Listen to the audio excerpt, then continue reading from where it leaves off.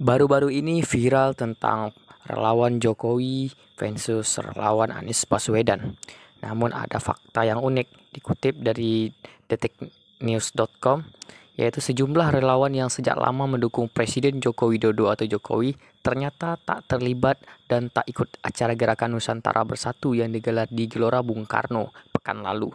Setidaknya ada 3 organisasi relawan Jokowi yang tidak hadir di acara tersebut. Yang saya tahu yang tidak terlibat itu RBSJ atau Relawan Buruh Sahaja Jokowi, Andi Gani, Pospera Projo. Yang saya tahu 3 itu, kata Bendahara Umum Bendum Pro Jokowi, Projo Panel Barus kepada wartawan.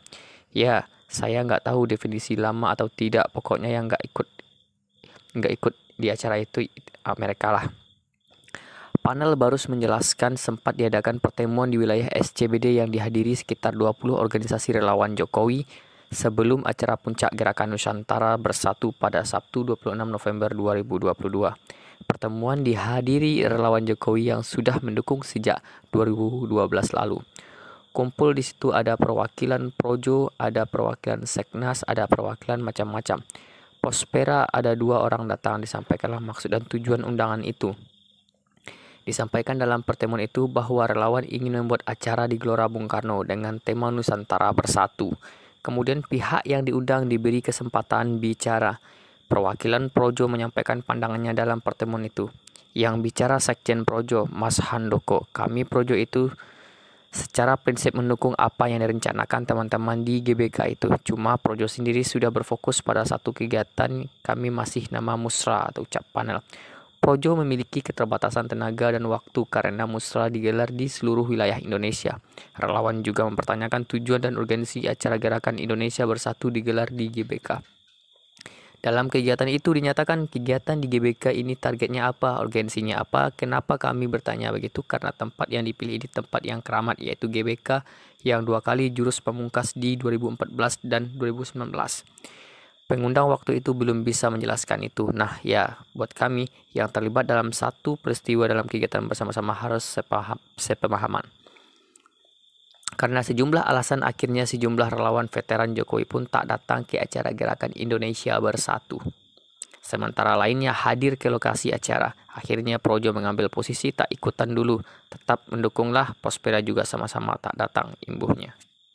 Namun ada hal yang menarik lagi, yaitu PDIP memberi peringatan keras terhadap Gerakan Nusantara Bersatu yang digelar oleh relawan Jokowi atau relawan Presiden Joko Widodo di Gelora Bung Karno. Kritik keras itu disampaikan oleh Sekretaris Jenderal PDIP Hasto Kristianto. Ia bahkan mencium aroma upaya penjerumusan Jokowi dari pertemuan tersebut.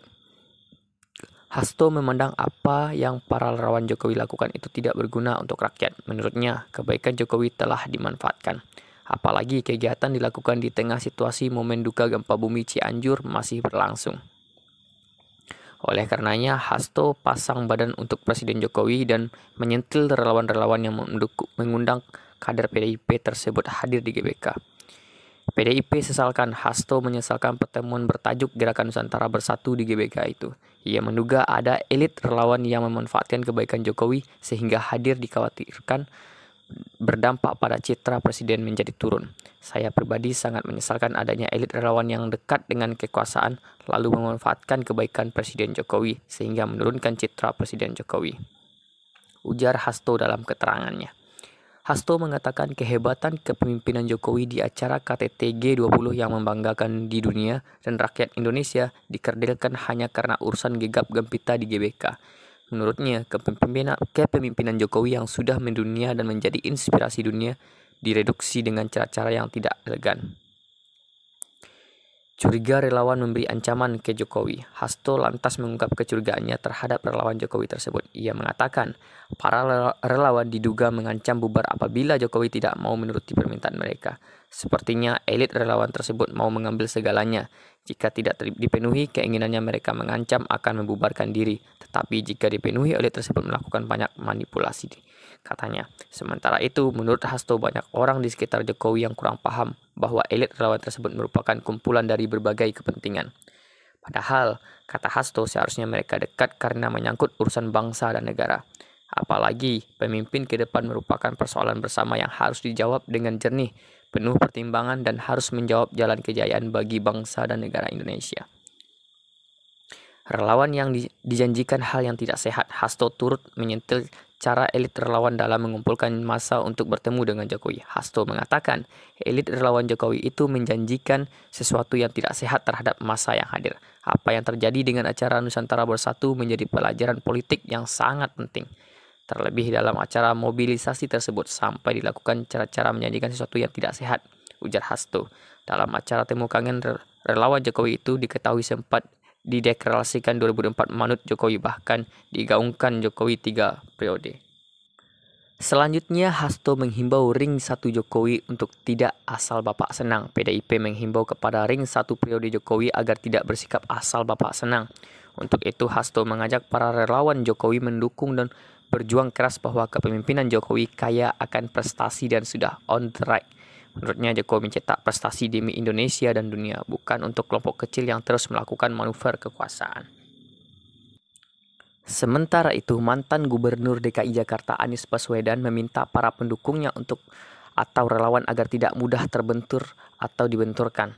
Ia mendorong semua relawan pendukung untuk fokus memenangkan dirinya sebagai presiden pada pemilihan presiden 2024 dan tak usah kita hiraukan acara GBK tersebut. Hal itu disampaikan Anies di hadapan relawan-relawannya di Kota Medan, Sumatera Utara. Jangan mau untuk dibentrok-bentrokan, kata Anies dikutip di tayangan Kompas TV. Diketahui Anies sudah 2 hari berada di Medan untuk melakukan kunjungan sekaligus konsolidasi kepada relawan pendukungnya. Bakal capres dari Partai Nasdem tersebut kemudian menyoroti soal fenomena relawan pendukungnya. Kepada relawan, Anies tidak mempersoalkan latar belakang mereka, asalkan memiliki tujuan yang sama. Relawan boleh saja asal usulnya berbeda, betul, tapi tujuannya sama, nilai Anies. Setelah itu, terdengar sejumlah relawan berteriak dan menyampaikan bahwa tujuan mereka berorganisasi adalah untuk menjadikan Anies sebagai presiden. Lantas Anies kembali bertanya apakah tujuan dari dibentuknya relawan? Tujuannya apa? Tanya Anies presiden, jawab relawan. Mendengar jawaban itu, Anies pun meminta semua relawan agar memegang teguh apa yang hendak dicapai bersama. Dalam hal ini, Anies meminta semua relawan untuk bersatu padu mendukung dan memenangkannya sebagai presiden pada pemilihan presiden 2024. Pegang itu sebagai tujuan bersama, siap? Tanya Anies. Siap, seru relawan dengan lantang.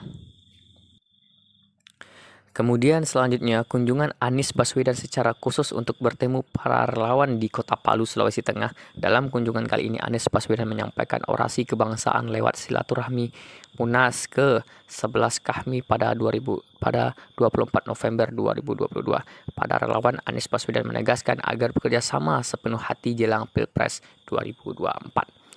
Tak hanya itu, saat masa Pilpres ini, Anies Baswedan juga menekankan agar tak memandang relawan lain sebagai musuh, melainkan saudara seperjuangan. Begitu mulia bahasa dari Anies Baswedan. Hal tersebut diungkapkan Anies Baswedan melalui laman Twitter resminya yang dikutip suaramerdeka.com. Buat para relawan semua, ini adalah ikhtiar yang harus dikerjakan bersama-sama. Pandang satu sama lain sebagai saudara seperjuangan, jangan antar relawan berkompetisi. Mantan Gubernur DKI Jakarta ini juga mengajak relawannya untuk bekerja sama-sama dengan sepenuh hati.